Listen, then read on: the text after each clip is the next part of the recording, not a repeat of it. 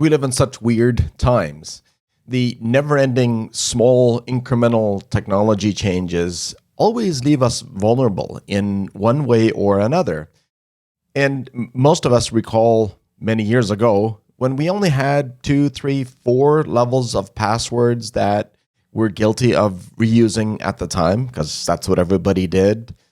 But it was around the time when we started to realize that all of those passwords are on the dark web somewhere already, that password managers emerged.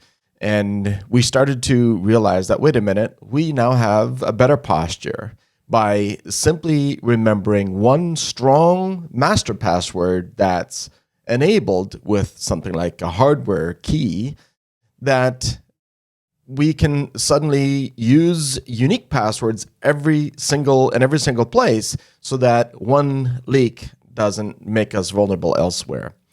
Well, we now have this AutoSpill issue to be worried about.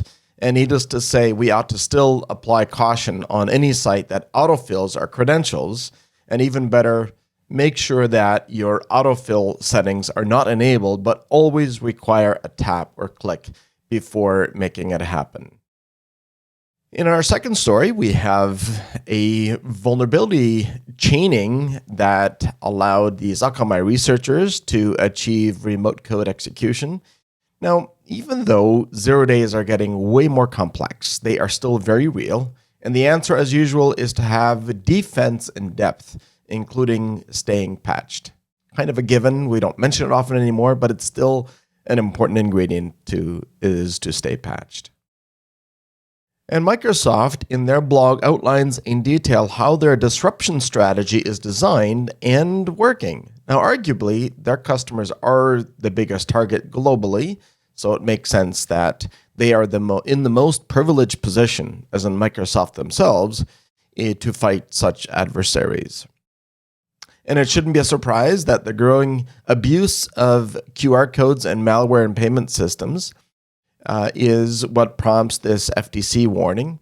And we have to remember that the convenience of QR codes really is a double-edged sword. But as you'll often hear me and us say, is that egress control is where it's at, along with the suggestions here from Dan Gooden.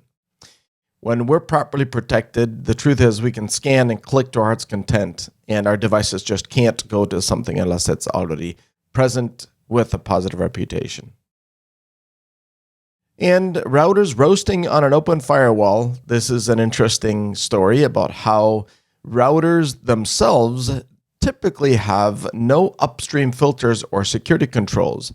And it makes for such an obvious criminal playground. It's like conducting illegal trade over obscure international airspace where nobody's watching.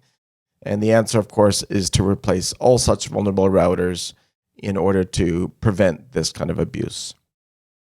Did you know there's an underutilized IT automation tool called Ansible, and it is available to anyone, anywhere. Thanks for watching. Merry Christmas. See you next week. Bye for now.